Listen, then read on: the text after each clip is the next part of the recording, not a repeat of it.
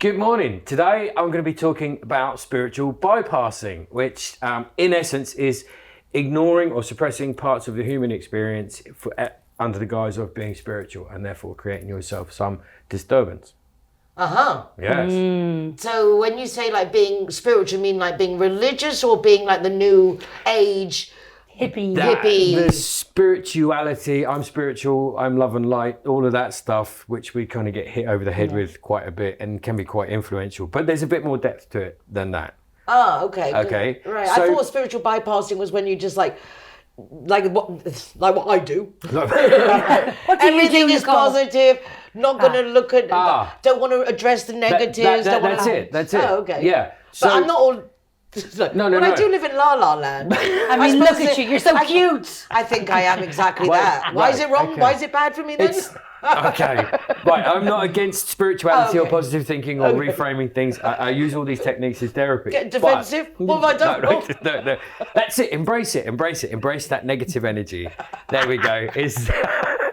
Which is what it's about. So often we're encouraged to bypass feeling certain things, or we try very hard to bypass it. And you could say there's an element of toxic positivity in that, being positive for the sake of being positive to avoid feeling a part of And you your like suppressing those self. negative Exactly, emotions. yeah. And if you think about the suppression of emotions always causes problems. So normally psychosomatic symptoms, headaches, skin rashes, your hair starts not looking so great, all sorts of things like that, stomach aches. This is the not allowing yourself to feel certain things because that's bad or it can take you somewhere. Yeah. So, and then you cover it over with either lots and lots of meditation, or I do tons of breath work and I won't allow myself to feel these things because that's not good for my But then you're like your pressure cooker. vibration. If you're keeping all those negative emotions exactly. you're ready to explode. Yes, and that's actually not spirituality. Because if you look at this, I've kind of jumped forward in where I was with my head, but if you look at spiritual journeys, if you take, like say for instance earlier in the program we were talking about religion, if you take some of the saints and their real journeys, or people who've stood up against oppression and then have been persecuted, exiled, tortured, they've been on a spiritual journey and they've come out the other side. And the thing is, the clue is that they won't tell you about it. They don't come across and say, I went through something really tragic and now I'm really spiritual and I'm elevated and resonating on a higher vibration. No, what they do is they just live life in a certain way, slightly egoless, go around sometimes helping other people, showing how to be, rather than telling someone how to be. And they allow themselves the full human experience or the full range of emotions and have worked through them, which is a spiritual journey. So, but we can bypass that by cherry picking out what we want. Yeah. Does that make sense? Or another section of this spiritual bypassing, which can go out onto social media as an influence or a way to be. Sometimes it's in the books as well. This is how you should be. Vibrate on a higher frequency, do this, do that. And actually it's a bit misguided. You know, it doesn't really actually help because there's a one-upmanship in it. I'm here, you're there. And if you wanted to be as good as me, then you should do this, this and this. And it's like, that's not really very helpful to people. And there's another side to it, which is sometimes we can do it without meaning to do it. So we can do it quite well intentioned. So for example, sometimes forgive and forget, move on. Or if someone's, let go. If someone suffered a loss, say a loved one has died and they say, well, at least you had the time you had with them, be grateful for that. Those phrases in and of themselves are great, but they have to be time appropriate because chances are someone learnt that after they went through, say for instance, grief as an example, sadness, anger, begging, being angry at the world, processing all of this and then coming to the end of it and going, I'm really grateful for the time I spent. Well, someone who's in the middle of that might not benefit from that phrase. They need to learn it. And that's the point of a spiritual journey. But the spiritual bypassing encourages this. Don't experience that. Just take this approach to it and move forward. And then because most coaches, it's funny because when you think about it, people who've become opticians, usually people who had bad eyesight, went to optician a lot. People who become psychologists normally had issues when they were younger. Yes, wounded healer. It's that. I've been through it, so you know, and I get that very much in the sense I never want a child, or I very much to protect children, but I felt that as a child maybe I could have done with a bit more protection. I think it's the natural thing in us, isn't it? Yeah. To try and be or compensate or fill in that hole Yes. that you had in your own experience. Yeah, for sure. And it's the same thing. And I'll use death again as an example because it's a good way, a death of a loved one. In therapy, ethically, you're not supposed to work with someone who suffered a bereavement in the last 6 months. You can help support, but you can't do therapy because they're actually busy processing, and they need that journey. They need that time. They need to go through all those emotions. Exactly. You need to embrace that sadness, not get carried away down the river by it till it overwhelms your life and destroys you, but certainly to feel all those emotions, feel all those experiences, go through that process to come out the other side and heal, rather than bypass it via some kind of amazing spiritual Because it will come out sooner or later. It will come out soon, and working through it. So rather than thinking our way out of it, if that makes sense, we're under the umbrella Let yourself of go through the spirituality. process. Because if you push something down, if you keep pushing something down, it's going to pop back up, isn't it? Of course, and it often does. Emotions. So I realise that the first place I notice that moment when you're going to do something that you don't want or it feels wrong is that stomach ache, right? In the sense, it physically translates into an issue. Yes. If you're not addressing Well, something your or body- doing something you don't want Yeah. to, or Your body's going to react to what's happening in the mind. So if you have stress or angst in your mind,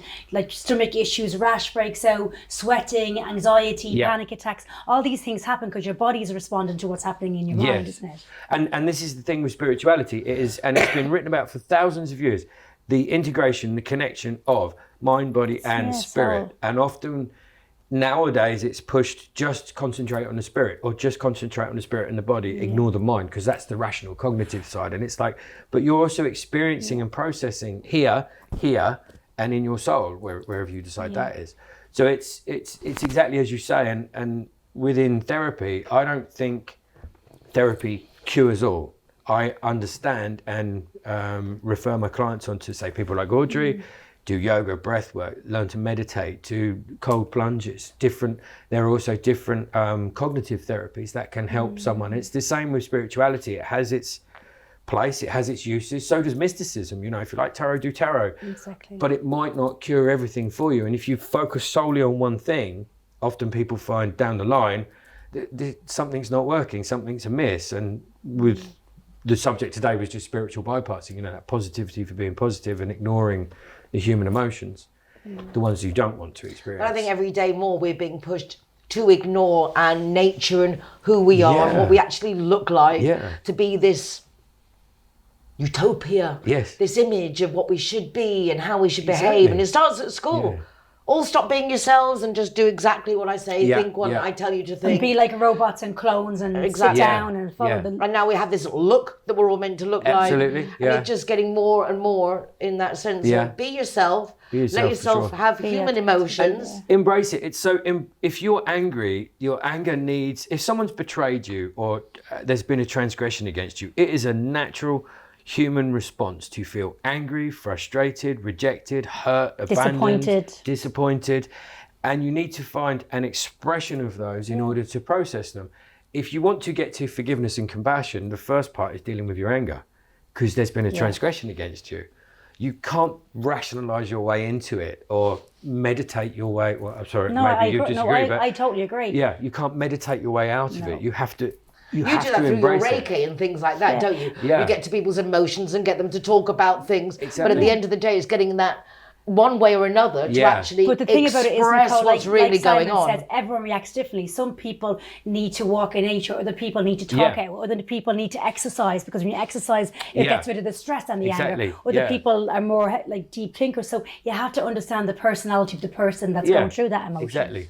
And it crops up in manifestation as well. So I have some people who come to my office and they go, I've been manifesting, mate, right? And I sit there and I put it in a special place and nothing happens. And you're like, okay, maybe something's out of alignment with your core beliefs about yourself. Now, that's a scary place to go to. Do I like myself? Do I not like myself? Do I hate myself? Have I got an internal saboteur? But if you explore this and your internal belief system starts to align with the things you desire. Say, for instance, if you want money and success, but you have a negative relationship with money, which is buried deep inside, it's the manifestation, the spiritual practice is not going to fully work for you. Well, you need to work on those deep core beliefs. Exactly. And also people need to take action. If you just write something down and hope the universe is going to send it to you, you need to take some responsibility and take some action towards that goal to make it work, to realize. Yeah. And feeling, in the sense, I've noticed that makes a big difference. If you feel in a positive way, it does bring more positivity, and you're more, not that it brings more things, you're open to seeing the possibilities that are there. And yet when you're in a negative or a downward trend, you tend to see what they call it, the yellow car syndrome. Yeah. Talk about yellow cars, they're everywhere. Otherwise you'd never notice one. Yes, exactly. And even with positive affirmations, it's okay to say to someone, I am brave, I am strong. They're only words, but you have to have a kind of a sensation and some kind of belief that what you're saying is true. But how many times do we say in a day without thinking, God, I'm stupid. I know. God, I'm this. And it's negative that self-depreciation that we talk about without thinking about it. Yeah. We are sometimes our own worst enemies. Yeah. And we can also be our own best friend. This is true. And sometimes with a negative self-talk, if you explore why you're having that, how you got to that point, you can actually dissolve it and get rid of it rather than cognitively trying to get rid of it. I should think my way out of this. You have to kind of explore it and feel your way out and have that journey, that spiritual journey. And there's no time, like people heal at different rates. You know, some people might take weeks, some people might take months. There's no time as when you should go over something or when you should move on. Definitely. So the conclusion is feel your feelings. Feel your feeling, embrace every part of the human existence. Spirituality is about the integration of mind, body and spirit, the full experience, process it, learn to transcend it, look for support. And then if you want to help other people, just show by the way you are. Don't necessarily go around telling people. No preaching. And it's a roller coaster and you have to accept the ups and the downs. Yeah, because that's life. Yeah, and it's great. It's life. That's life and it's great. Yeah. We're finished there. Okay. This segment is brought to you by Clear Vision Psychotherapy.